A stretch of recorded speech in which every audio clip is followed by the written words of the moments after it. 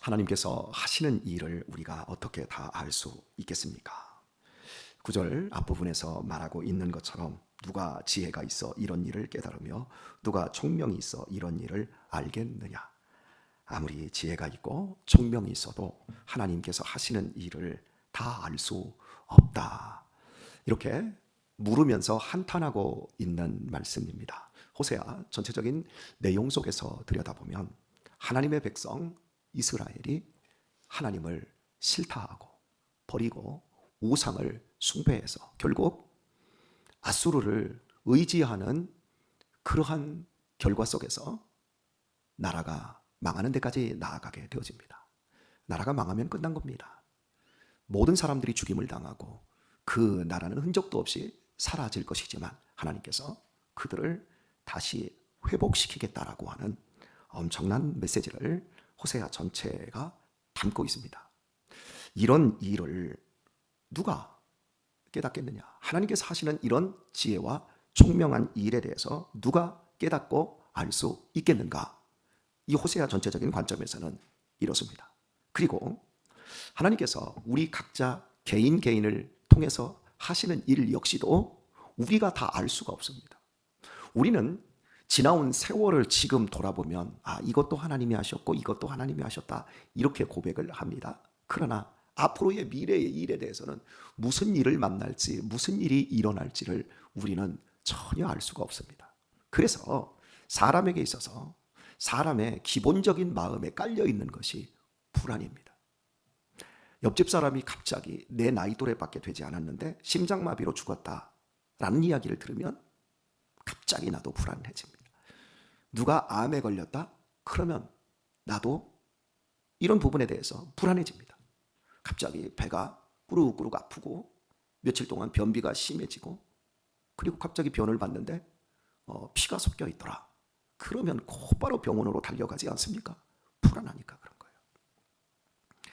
인생은 자기 자신의 앞을, 자기 자신을 몰라요. 여러분의 지금 간이 위험한 상태인지 건강한지를 여러분 스스로가 몰라요.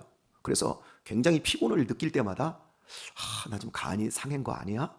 여러분이 그런 느낌을 갖습니다. 며칠째 위 산이 과다하게 분비가 되고 속이 쓰리고 자꾸 위에서부터 밖으로 신물이 넘어오면 여러분이 무슨 생각을 하죠? 나 이러다가 암 걸리는 거 아니야? 이 생각을 하는 거예요. 이 불안은 어린 나이 때부터 어른에 이르기까지 죽기까지 죽음 목전에서도 죽음 너머를 알 수 없기 때문에 최고로 불안해집니다. 불안의 척도가 올라가는 거죠. 이렇게 인간은 알 수가 없어요. 그리고 자기를 자기가 모를 뿐만 아니라 타인을 모릅니다. 잘 안다고 생각했던 가장 가까이 있는 사람도 모릅니다. 그래서 여러분이 가끔씩 그런 표현을 쓸 거예요. 자기 부인을 향해서, 자기 남편을 향해서, 자식을 향해서 알다가도 모를 일이다. 아는 것 같은데 사실은 잘 모른다. 그래서 우리는 겸손해야 됩니다.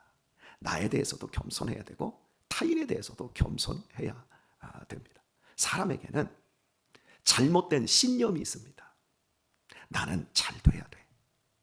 나는 모든 사람들이 나를 인정해 줘야 돼. 나는 아프면 안 돼. 이런 자기 확신을 갖고 있어요. 이게 자기 신념이에요. 그리고요, 다른 사람들이 나에 대해서도 이래야만 한다라는 확신, 그릇된 신념을 가지고 있어요. 다른 사람이 나를 지지해 줘야 돼. 다른 사람이 나를 인정해 줘야 돼. 이런 신념을 갖고 있어요. 이게 그릇된 신념이거든요. 다른 사람이 나를 안 좋아할 수도 있어요. 근데 이런 걸 못 참죠. 자기 신념을 갖고 있는 사람들. 그리고 상황에 대해서도요. 어떤 환경에 대해서도 신념이 있어요. 오늘 날씨 좋아야 돼. 내일 모레 우리 아들 결혼하는 날에는 날씨가 좋아야 돼. 좋아야만 돼. 이렇게 모든 걸 자기 주관해서 그릇된 신념을 갖고 있는데 이 그릇된 신념이 자기 도식이 되어져요. 그리고 이제 이걸 가지고 그대로 삶에서 접목을 시키다 보면 나는 잘 돼야 돼. 안 됐거든. 내가 병들었어요. 나는 병들면 안 돼. 건강해야 돼. 그런데 안 됐고 병이 들어요. 그럼 이 사람은 못 참는 거예요. 다른 사람이 나를 지지해주고 해야 되는데 나한테 반대를 안 해? 그러면 견딜 수가 없는 거예요. 상황이 어그러졌어요? 그러면 괴로워서 미치는 거예요. 이러다가 이게 강박증이 되고 이런 것들이 어떤 정신병까지 가게 되어지는, 우울증이나 불안증이 바로 이런 데서 시작되어지는 거예요. 인생은 따라 삽시다. 내 뜻대로 안 된다. 안 됩니다. 내가 나를 알지도 못하니까 내가 나를 제대로 사랑도 못합니다. 내가 타인을, 내 자식도 알다가도 모를 정도로 내가 모르기 때문에 바르게 사랑하는 것도 안 됩니다. 상황이 모두 내 중심으로 돌아가지 않습니다. 그래서 우리는 겸손해야 합니다. 읽은 말씀에서 누가 지혜가 있어 이런 일을 깨달으며 누가 총명이 있어 이런 일을 알겠느냐? 여호와의 도는 정직하니 의인이라야 그 도에 행하리라 말합니다.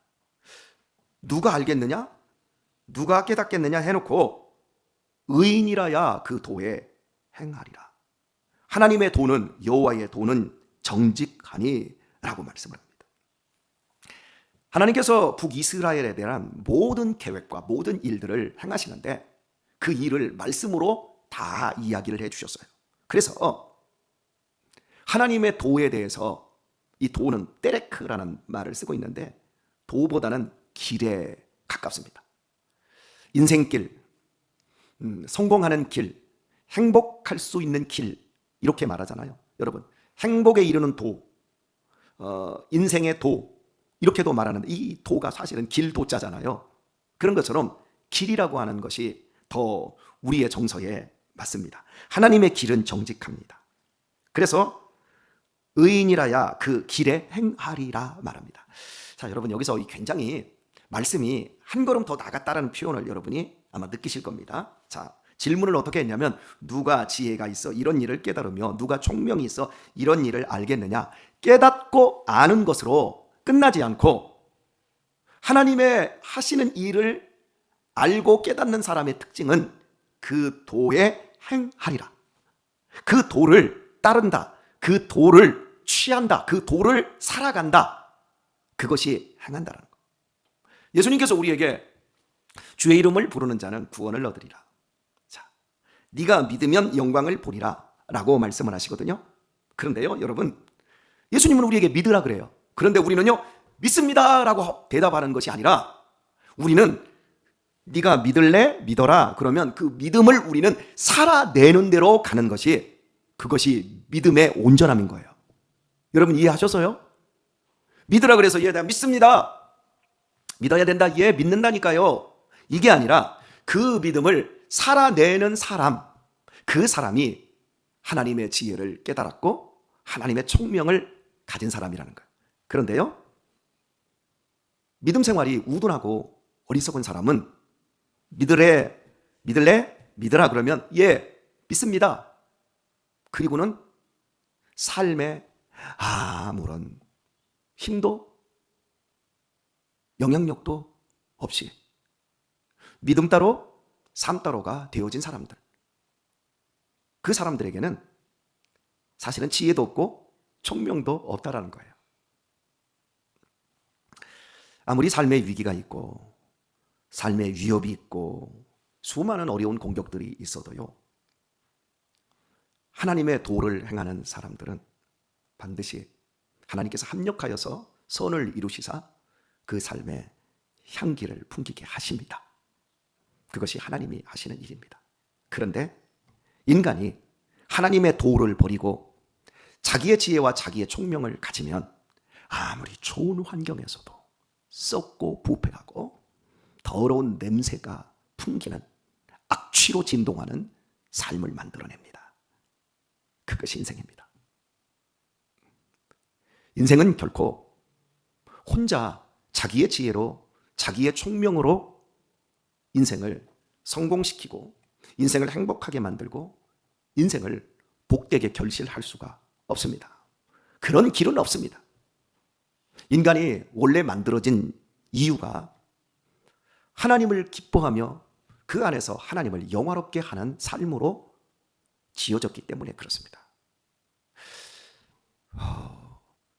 한 일주일 전쯤 2주일이 거의 다 가는 것 같은데 저희 사는 아파트 단지 내에 전기 선로 작업을 한다고 오랜만에 전기 전체가 한 2시간 나가버렸어요.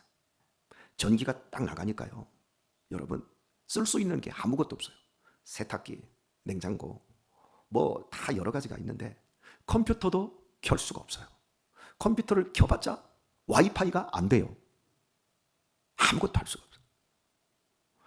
그러니까 우리 일상에서 전기가 빠져버리니까 아무리 좋은 뭐 가전제품들이 있고 전자제품들이 다 있어도 그걸 활용할 수가 전혀 없는 거예요. 그냥 멈춰버리는 거예요. 제일 큰 걱정이 뭡니까? 전기가 오래도록 안 들으면 냉장고에 있는 것들이 어떻게 된다? 썩는다. 3시간 정도 전기가 안 들어온다고 했는데 저는 이제 밖에 나왔고 일을 하러 나왔고 아내한테 물어봤더니 그래도 전기가 일찍 들어왔더라, 이렇게 말합니다. 여러분, 하나님 없는 사람들이 이 세상을 사는 모습, 그들이 우리보다 더 많이 배워서 지혜롭습니다. 그들이요, 우리보다 더 똑똑합니다. 우리 대부분 기독교인들은, 보수적인 기독교인들은 목사님들이 인문학을 거의 등한시합니다. 오직 말씀만 알면 되는 거지 라고 하면서 인문학적 소양들을 본인이 안 하다 보니까, 인문학이라고 하는 것은 뭐 이제 철학, 역사, 문학, 뭐 이런 의미들을, 이런 것들을 공부하는 것을 인문학이라고 하는 거예요. 이런 것들을 별로 하지 않고 인문학 분야에 신학이 들어가고 종교학이 들어가고 있거든요. 종교학과 신학만 하지 일반적으로 소크라테스 같은 걸 읽지를 않고 뭐 이런 문학작품 셰익스피어 같은 거 뭐 이런 것들을 또 공자라든지 이런 것들을 인용하지도 않고 그런 것들을 공부를 안 한 거예요. 안 하고 오직 말씀만 주니까 세상적인 지식이나 지혜가 기독교인들이 부족한 게 사실입니다. 그래서 세상 사람들은요, 신학과 종교학은 빼놓고 인문학 분야의 모든 공부를 한 사람들이 더 많거든요. 그래서 같이 이렇게 이야기를 하다 보면 그 사람들이 훨씬 우리 그리스도인들보다 생각의 지평이 넓다라는 걸 분명히 느끼게 되어집니다. 그런데요, 그들이 세상적으로는 그리스도인들보다 훨씬 똘똘하고 그들이 훨씬 멋있어 보이는데 삶은 완전히 다릅니다. 그 삶에서는 전기 빠진 노트북이나 전기 빠진 태블릿 PC와 똑같아요. 결국 먹통인 거예요. 그러나 우리는 우리의 지혜로 살지 않고 하나님의 도, 하나님이 주시는 길, 행복과 성공과 구원과 영생에 이르는 길을 이미 우리는 들어섰습니다. 그러니 우리의 삶의 지혜가 부족하거든 후히 주시고 꾸짖지 아니하시는 하나님께 구하라. 희한하게 우리의 삶은 쓰레기 같은 환경에서도, 고통스러운 환경에서도, 접시물에 코바가 죽을 수밖에 없는 환경 속에서도 반드시 아름다운 향기로운 꽃을 피우고 좋은 결실을 맺게 해 주십니다. 그러나 세상은 아무리 좋았고 아무리 대단해도 거기서 푹푹 썩습니다. 어제 여러분 어떤 생각이 드셨습니까? 우리 이천재 청년의 그 간증을 들으면서 아버지가 죽고 남편이 죽고 친구가 도와주는 척하다가 친구의 아내를 강간하고, 그래서 한 아이가 태어나고 아버지로부터 알 수 없는 전과 13범인 아버지로부터, 알코올 중독자인 아버지로부터 어머니가 개패듯 맞는 그 장면을 어린 시절 보다가 왜 우리 어머니가 저렇게 맞나? 그러다가 어머니가 죽어가면서 자기의 출생의 비밀, 그걸 알게 되었을 때, 그리고 아버지가 죽을 때까지 자기를 또 그렇게 개패듯이 패고 그런 매맞음 속에서 여러분 제대로 먹기를 했겠습니까? 여러분 그런 상황에서 살아있는 게 기적이죠. 그런데 그런 상황에서도 하나님을 만나니까 자기 자신을 드디어 사랑하게 되어지고 누군가를 사랑하기 위해서 자기의 마음을 쏟아붓기 시작하고 교회 공동체를 향한 그 감사함과 그 기쁨과 나는 교회밖에 없어요. 여러분 어제 이 공간에 향기가 진동하지 않던가요? 우리 교회가 생명 공동체가 아니라 조직적으로 움직이는 교회였다고 하면 우리 그 청년 살려낼 수 없었어요. 그냥 조직과 체제만 유지하는 다른 교회 같은 데로 갔다면 그 청년 못 살아납니다. 그런데 엄마 같은 사람들이 여기 얼마 많아요. 엄마가 여기 김경순 권사님, 우리 이민자 권사님 그 또래예요. 그러니까 여기 오면 다 엄마들을 보는 거야. 그리고 여기에서 동생들, 아버지 같은 사람, 안 때리는 아버지도 있구나. 저렇게 행복한 가정도 있구나. 여러분 여기에서 우리 같이 특송을 하잖아요. 가족들이 모여서. 우리 늙으신 우리 임영교 장로님 그리고 이진당 권사님께서 여기서 특송할 때 여러분 어떤 생각이 들어요? 아, 참 곱게 늙었다.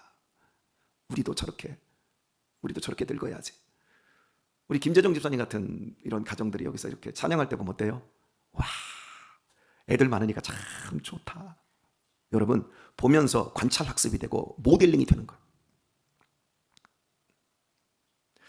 저는 어제 참 그런 쓰레기 같은 환경, 그런 막 어떤 똥통에 빠진 것 같은 그런 상황 속에서도 하나님이 오래 세월 빚으시고 만드시고, 그리고 결국 저희 부부를 만나게 하시고 송탄교회를 만나게 하시고, 그렇게 한 젊은이의 인생에 영원한 생명이 들어가고 삶의 희망과 그 부분이 느껴지면서 얼마나 제가 감사했는지, 그러면서 반대로 이런 생각도 해봤어요. 저 청년은 그렇게 쓰러질 만하고 저렇게 고통할 만하고 자기를 자학할 만한 환경이었구나. 그런데 다른 젊은이들은 어떤가? 스스로를 자학하면서 불안과 우울증에 빠져서 자기를 극복 못하는 사람들은 어떤가? 그게 과잉보호라고 그래요. 과애착이라고 그래요. 자기를 너무 크게 생각하는 거예요. 사랑이 너무 넘치도록 많이 들어오면, 하나님의 사랑은 넘치도록 들어오면 흘려보내기라도 하는데요, 부모의 사랑이 어린 시절부터 너무 과하게 들어가면 거기에서 얘네들이 자기를 조절을 못해요. 그래서 또 스스로가 깊은 침륜에 빠집니다. 그러니까 인간이라고 하는 건 정말 오묘한 거예요. 하나님을 떠난 인간이 부모님의 사랑으로 대체물을 삼고 세상이 주는, 세상에 있는 그 화려한 것들로 허영의 시장에서 야, 너 자동차 사, 너 스마트폰도 좋은 거 사, 우리 아들 우리 딸, 누가 우리 딸 아들한테 뭐라 그래, 아버지가 다 해줄게, 엄마가 다 보호해줄게 해가지고 너무 밀착돼서 모든 거 다 해주잖아요. 여러분, 하나님의 사랑을 공급받지 못하면, 하나님의 길에 행하지 못하면 부모님의 넘치는 사랑도 자식을 죽이는 도구로 갑니다. 그게 인간의 길이에요. 인간이 하나님께로만 가야 되는 거예요. 여기에 지금 여기 앉아 계신 분들은 이 앞에 앰프가 있고 그 앰프 위에 순차 전원기가 있어요. 거기에 지금 219, 218 이렇게 글씨가 들어있을 거예요. 김태숙 분산 맞지요? 여기 전기가 220 들어옵니다. 220 들어오는데 전력이 220 채 안 들어옵니다. 219, 218 이 정도밖에 안 들어옵니다. 그런데 여기에 이 전력이 예를 들어서 110V는 여러분 아시잖아요. 옛날에 우리 전기들이 110이었으니까요. 여기에 있는 제품들이, 이 전자 제품들이 다 220이에요. 그러니까 여기는 전기가 최소한 220 밑에서 218, 217 이 정도까지는 무조건 전기가 들어야 이 모든 게 다 작동이 되는 거예요. 그런데 110V가 딱 들어오잖아요. 목통입니다. 아무것도 안 움직입니다. 하나님의 사랑은 이 삶에 있어서 220V라고 이야기를 하면, 하나님의 사랑이 220V가 안 들어오는데 부모의 사랑이 110V로 들어온다? 야, 하나님의 사랑 같은 거 필요 없어. 그건 딱 제껴버리고 대학 때까지, 너 대학 들어갈 때까지는 그냥 공부만 열심히 해. 엄마가, 아버지가 너 열심히 학원 보내주고 열심히 너 입혀주고 너 똘똘하게 키워줄게. 110V 집어넣습니다. 작동 안 합니다. 아직도 제 설교를 들으면서 이해를 못하거나 반감을 가지신 분들은 혹독하게 당할 겁니다. 우리 인생의 결혼도 마찬가지고 살아가는 그 모든 것에 있어서 하나님으로 채워져야 됩니다. 하나님으로 충만해져야 됩니다. 하나님으로 충만해지면 부모의 사랑이 110V가 아니라 5V만 들어와도 우리 천재 같은 경우에 엄마 아빠로부터 받은 사랑이 10V밖에 안 되는 거예요. 그런데 그 10V만 가지고도 하나님의 사랑이 220V 다 들어와 버리니까 그게 오늘날에 시너지가 되어서 자기의 삶을 개척하고자 열심히 공부하더니 이번에 5월 초에 검정고시 결과가 나옵니다. 검정고시 결과가 딱 나오면 고등학교 대입 딱 끝나고 하면 대학도 갈 겁니다. 저렇게 바뀌는 거예요. 하지만 하나님의 사랑은 220인데 그 공급받지 않고 그냥 110불도 부모가 막 무조건 밀어 넣잖아요. 그러면 작동이 안 돼요. 온전해지질 않아요. 사람에게 있어서 누가 그 지혜를 알고 누가 그 명철을 깨닫겠느냐. 오직 여호와의 도를 행하는 의인이라야 그 정직한 그 도를 행할 수 있는 거예요. 오늘 말씀을 맺도록 하겠습니다. 저와 여러분은 하나님의 도를 행하고 있는 참된 크리스찬인 줄 믿습니다. 지혜가 부족합니까? 명철함이 부족합니까? 세상적으로 비교하지 마세요. 주식하고 부동산하고 어떻게 하면 재테크하고 그런 거에 여러분 천착하지 마세요. 그래봤자 썩습니다. 그래봤자 그거 110%밖에 안 돼요. 그런데 우리는 주식도 없고 재테크도 못하고 재테크할 만한 돈도 없지요. 그죠? 괜찮습니다. 우리는 220V에 접속되어 있습니다. 할렐루야. 하나님이 책임져 주십니다. 하나님이 이끌어 주십니다. 우리의 자녀들, 내가 220V 이상, 여러분이 지금 우리 자식들이 110V밖에 안 되고 그것만 믿고 날뛴다 할지라도 나중에 여러분의 전압이 세서 여러분에게 감전될 겁니다. 믿으시기를 바랍니다. 이렇게 기도하십시오. 110V 껴놓고 엄마 아빠 무시하고 있는 자식놈들 있죠? 하나님 10,000V로 지져주세요. 아멘들을 안 하시네. 예, 좀 더 세게 100,000V 고압 전류, 하나님의 성령의 전류로 그냥 그 마음판을 뚫고 지나가 주시옵소서. 할렐루야. 그렇게 이루어질 겁니다. 경유, 그거 110V도 못 꼈어. 경유 안에 여러분 독하다고요? 웃기지 마요. 하나님이 10,000V로 한번 지져보는 날이 올 겁니다. 그러면 역사가 일어납니다. 하나님의 돈은 천천히, 우리 같은 사람들이 지금 천천히, 우리 처음에 어디서부터 시작했어요? 1V, 2V, 5V, 지금 220V 다 온 거예요. 그런데 하나님이 확 찢어버리면 10,000V로도 올라갑니다. 그런 역사를 믿으면서 하나님이 일하시는 그 부분에 대해서 하나님께 다 맡겨드립니다. 그리고 저는 그 안에서 겸손하게 행하겠습니다. 하나님 회복시키시고 축복하시고 치유해 주시고 행복과 기쁨과 즐거움 가득한 남은 생애를 살아갈 수 있도록 인도하여 주옵소서. 믿음대로 될 줄 믿습니다. 이하로도 승리하기를 예수님의 이름으로 축원드립니다.